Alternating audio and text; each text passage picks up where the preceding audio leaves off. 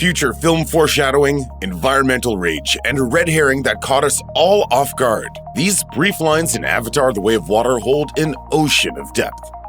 Both Avatar films have a similar framing device. They begin and end with Jake Sully's narration.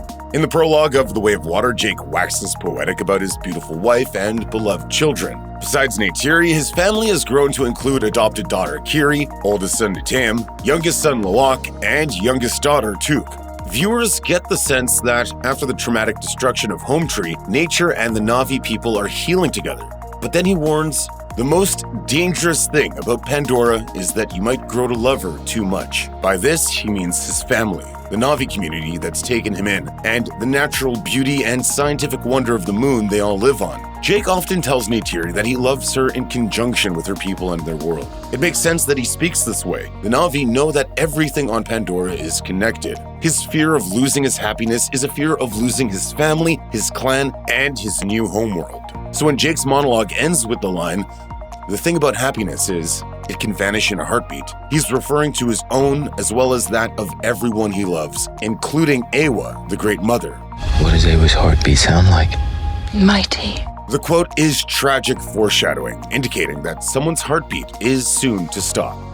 In his opening monologue, Jake catches the audience up to speed on what he and the rest of the Sully clan have been up to for the last decade and a half. The audience sees him welcoming his children into the world, teaching them how to hunt and fish, and accompanying Neytiri on a Twilight Banshee ride date night. As Jake describes each milestone in English, the rest of the Na'vi communicate with one another using the language Cameron and a linguist invented for the franchise. Jake jokes about how long it took him to speak the language fluently. He concludes by saying that now, it might as well be English. In that moment, Jake's family's dialogue switches to English, even though the audience is meant to understand that they're all speaking Na'vi. This is a slick screenwriting trick, a way to acknowledge and preserve Pandora's on-screen culture without making the actors do the entirety of their performance in a fictional language. The remainder of Avatar: The Way of Water is spoken almost entirely in English, except for moments where what's lost in translation is part of the plot.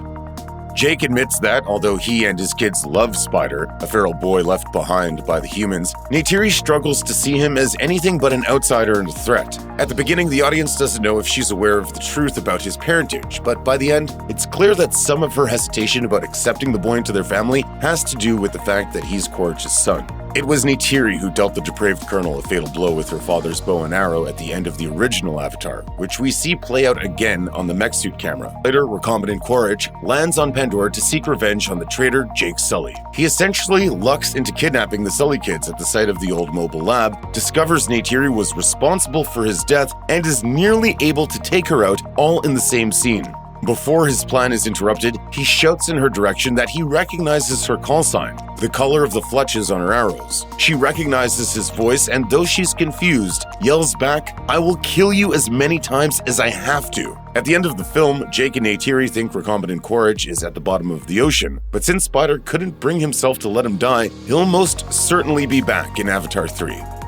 There's a great deal of talk about the life cycle in The Way of Water, and it begins long before the Sullys get to the reef. After their encounter with recombinant Korach, Jake realizes the humans are specifically targeting his family and decides the best course of action for the Sullys and for the Yamatakaya is for them to leave. This is easier said than done. He's the clan leader. According to their traditions, the old leader must die before the new one can assume his place, something Jake learned firsthand all those years ago. I will not kill you. This is the way. And it is good.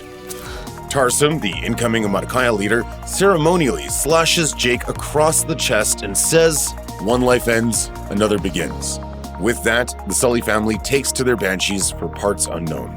Throughout the film, there are a number of hints that Jake may meet his untimely end, and this reference to his own symbolic death is just one of them. Jake frequently talks about protecting his family at all costs, which primes viewers to think he's going to make the ultimate sacrifice when it comes down to it, to save his children and his people. That's exactly what the plot sets up in its third act. Korach is Jake's kids captive on the Sea Dragon, and he's only willing to exchange them for Jake's life. Of course, the emphasis on Jake's mortality is a red herring. Tragically, it's Jake and Neytiri's oldest son, Nitam, who doesn't survive the battle.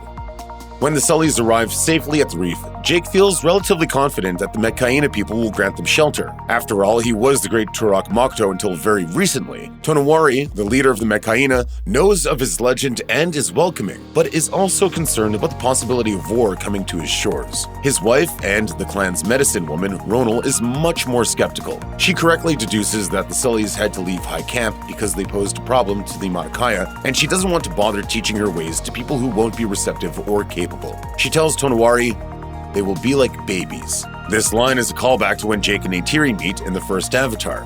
You're like a baby. What Neytiri means is that Jake was loud, clumsy, and unaware of his impact on the world around him. When her mother charged her with teaching Jake the ways of the Na'vi, she bristled, reasoning that they'd essentially have to start from scratch. Now the tables are turned.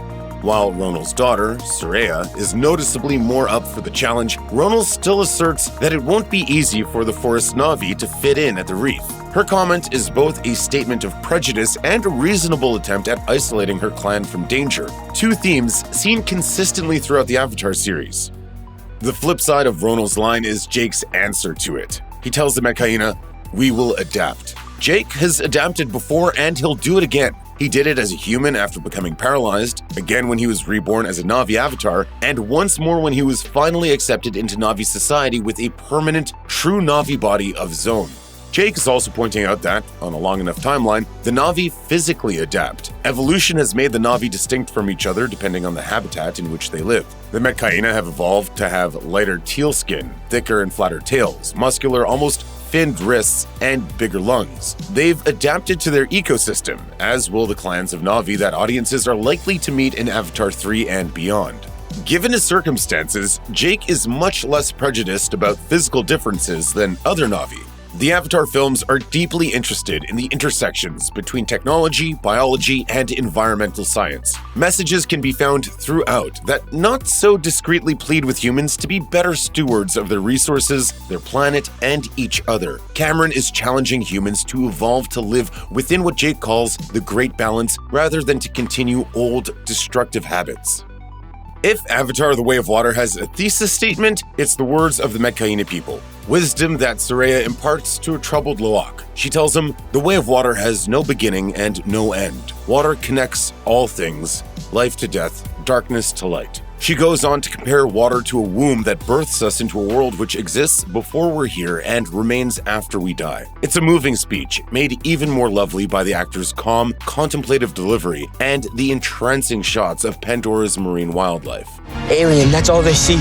Soraya's lesson is meant to make Lo'ak feel as though he's a part of something bigger than himself and his family. More broadly, it's meant to teach the forest-dwelling Sullies about her clan's specific philosophy when it comes to the Great Balance that Jake speaks of. The Great Balance that Earth's humans don't respect. These Metkayina sentiments are religious in world, but they also represent the environmentally conscious Cameron's personal philosophy. If that philosophy sounds strikingly similar to the notion of the Force from Star Wars, especially as a more mature and slightly jaded Luke Skywalker taught it to Rey in The Last Jedi, you're not alone.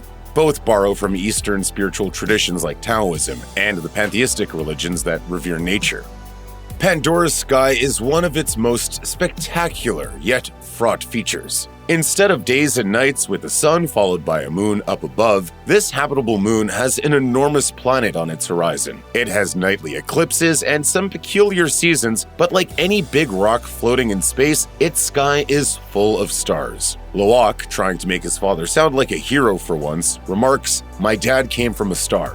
It's a touching moment, in theory. Lo'ak not only views his once human father as a true Na'vi, but that he's mythologized his origin story to an extent that he'd probably never actually admit. But in the past 30 years, what appeared to be falling stars turned out to be spacecraft from Earth, sent mostly for nefarious purposes. It's the white light of a ship burning its way into Pandora's atmosphere that alerts Jake and Neytiri to the return of the humans at the start of the Way of Water. The humans are returning. They're hunting us. And since the audience knows that Earth is dying and humans have little choice but to take over this distant moon by any means necessary, it's not the last time these young Na'vi will see an ominous star in Pandora's sky.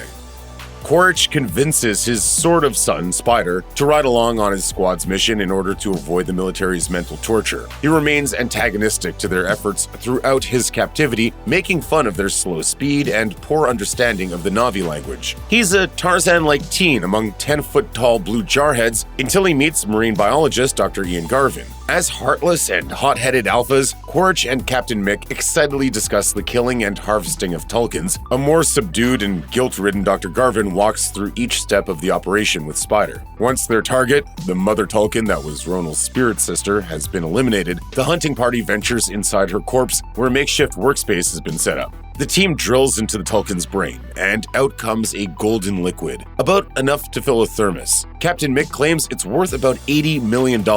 It turns out Earth scientists have discovered this substance has the power to stop human aging. Spider has an issue with this, though he asks in rage, "You just waste the rest?" This is meant to show how irresponsible modern industrialized humans are, compared to indigenous populations who live in harmony with their natural resources. The whaling operation's wastefulness is even more horrific once the film explains how acutely Tulkins are able to think and feel.